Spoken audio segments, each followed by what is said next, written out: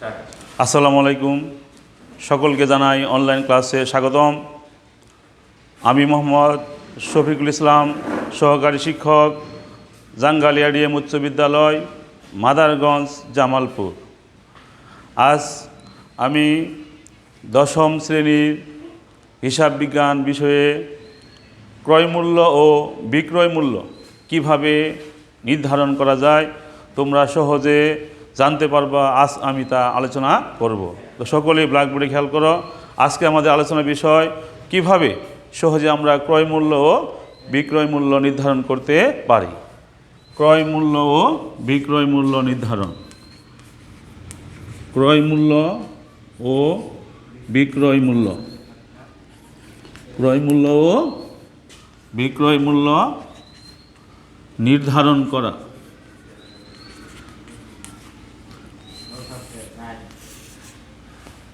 সুপ্রিয় শিক্ষার্থী বন্ধুরা, তোমরা সকলে সহজে বুঝতে পারবা কিভাবে ক্রয় মূল্য আমরা বের করতে পারি। তোমরা জানো যে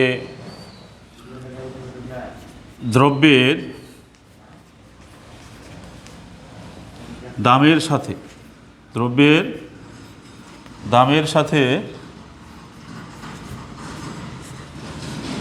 প্রত্যক্ষ খরচ যোগ করতে হবে। দ্রব্যের দামের সাথে প্রত্যক্ষ খরচ যোগ করতে হবে। দ্রব্যের দামের সাথে প্রত্যক্ষ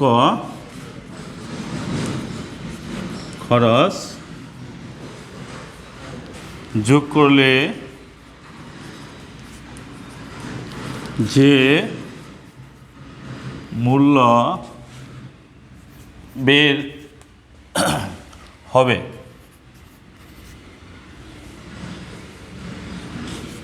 তাকে ক্রয় মূল্য বলে। সুপ্রিয় শিক্ষার্থী বন্ধুরা, আমি বোর্ডে লিখেছি যে দ্রব্যের দামের সাথে প্রত্যক্ষ খরচ যোগ করলে যে মূল্য বের হবে তাকে ক্রয় মূল্য বলে। তো তোমরা সহজে আর বুঝতে পারবে যে দ্রব্যের দাম কি। আমরা জানি যে পণ্যদ্রব্য ক্রয় করার সময় দোকানদারকে যে টাকা দেওয়া হয় বা পরিশোধ করা হয় সেই টাকাকে বলা হয় দ্রব্যের দাম। তার সাথে লিখছি যোগ প্রত্যক্ষ খরচ। তো সুপ্রিয় শিক্ষার্থী বন্ধুরা, প্রত্যক্ষ খরচ হলো ওই পণ্য বা ওই দ্রব্য দোকানে আসার আগ পর্যন্ত বা গুদামে আসার আগ পর্যন্ত যে খরচগুলা পরিশোধ করা হবে ওই সমস্ত খরচকে বলা হয় প্রত্যক্ষ খরচ। যেমন গাড়ি ভাড়া, মজুরি, আমদানি শুল্ক, ডক চার্জ ইত্যাদি। এই সমস্ত খরচগুলো যদি আমরা ওই দ্রব্যের দামের সাথে যোগ করি তাহলে আমরা ক্রয় মূল্য পাব।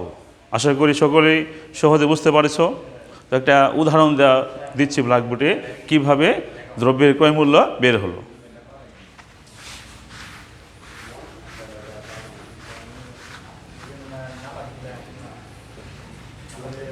সুপ্রিয় শিক্ষার্থী বন্ধুরা, আমি বোর্ডে একটি উদাহরণ লিখতেছি, তোমরা সকলে খেয়াল করো।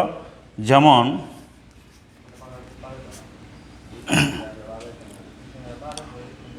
রহিম প্রতিটি কলম 5 টাকা দরে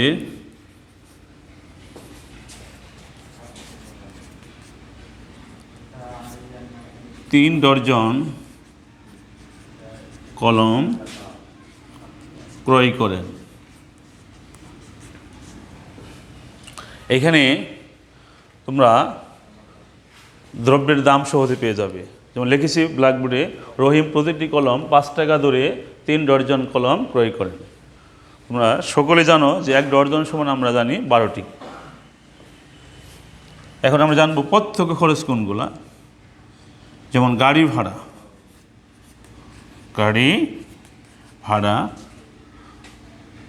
7 টাকা। আচ্ছা, মজুরি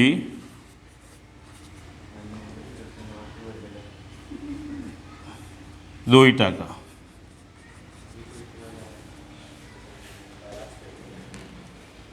তাহলে ক্রয় মূল্য কত? সুপ্রিয় শিক্ষার্থী বন্ধুরা, আমরা ইতিপূর্বে জানছি যে দ্রব্যের দামের সাথে প্রত্যক্ষ খরচ যোগ করলেই ক্রয় মূল্য বের হবে। দেখো একটা উদাহরণ লিখেছি, যেমন রহিম প্রতিটি কলম 5 টাকা দরে 3 ডজন কলম ক্রয় করেন। গাড়ি ভাড়া 7 টাকা, মজুরি 2 টাকা, তাহলে ক্রয় মূল্য কত? তো এবার দেখো আমরা পূর্বের সূত্রের আলোকে আমরা সহজে ক্রয় মূল্য বের করে ফেলব।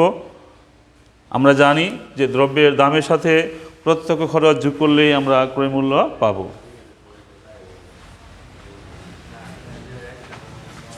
আমরা লিখেছিলাম যে দ্রব্যের দাম যোগ হলো প্রত্যক্ষ খরচ। তাহলে দ্রব্যের দাম বলতে কলমের দাম,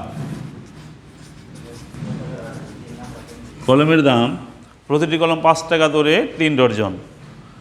3 গুণন 12 গুণন 5। সুপ্রিয় শিক্ষার্থী বন্ধুরা, 12 কেন লিখেছি তোমরা নিশ্চয়ই বুঝতে পেরেছ। আমরা জানি 1 ডজন সমান 12টি কলম, তাই লিখেছি 3 গুণন 12 গুণন 5। 3 ডজন, 12টি কলম সমান 1 ডজন, একটি কলম 5 টাকা, সমান সমান আসতেছে 3 বারং 36, আর হলো 5 দিয়ে গুণ করব।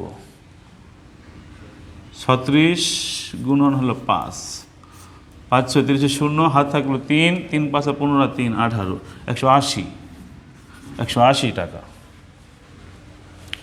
দ্রব্যের দামের সাথে যোগ করবো আমরা এবার কি? প্রত্যক্ষ খরচ। যোগ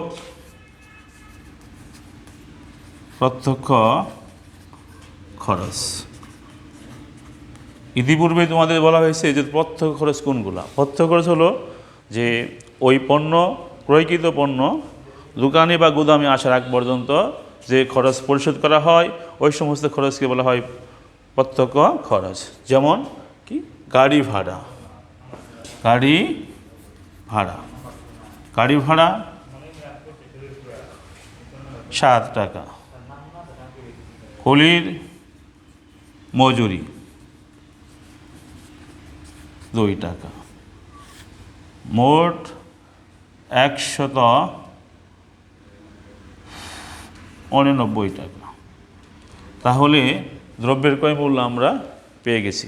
দ্রব্যের ক্রয় মূল্য 189 টাকা। এবার আমরা জানব কিভাবে মোট ব্যয় বের করতে হয়। মোট ব্যয় বের করতে হয়, মোট ব্যয় বের করার সূত্র হলো ক্রয় মূল্য যোগ পরোক্ষ খরচ।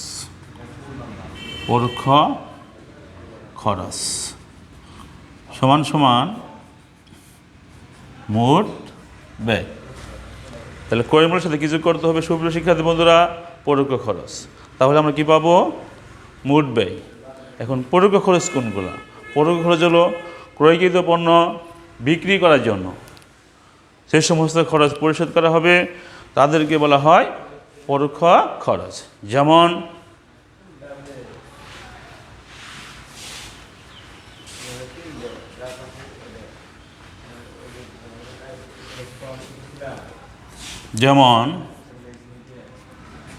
দোকান ভাড়া,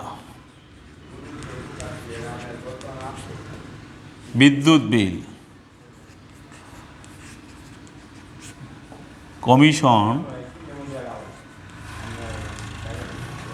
ইত্যাদি। এই সমস্ত খরচগুলো যদি আমরা ক্রয় মূল্যের সাথে যোগ করি তাহলে আমরা কি পাবো সুপ্রিয় শিক্ষার্থী বন্ধুরা? মোট ব্যয়। এবার মোট ব্যয়ের সাথে প্রত্যাশিত মুনাফা যোগ করব। প্রত্যাশিত মুনাফা যোগ করব, তাহলে আমরা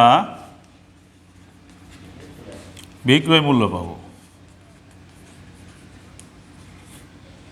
বিক্রয় মূল্য পাব।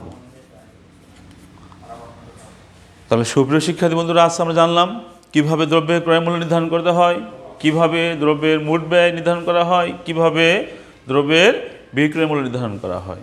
তো আমি আবারও তোমাদের জ্ঞাতাতে বলছি, দ্রব্যের দামের সাথে প্রত্যক্ষ খরচ যোগ করলে বের হবে ক্রয় মূল্য, ক্রয় মূল্যের সাথে পরোক্ষ খরচ যোগ করলে বের হবে মোট ব্যয়, মোট ব্যয়ের সাথে প্রত্যাশিত মুনাফা যোগ করলে আমরা বিক্রয় মূল্য পাব।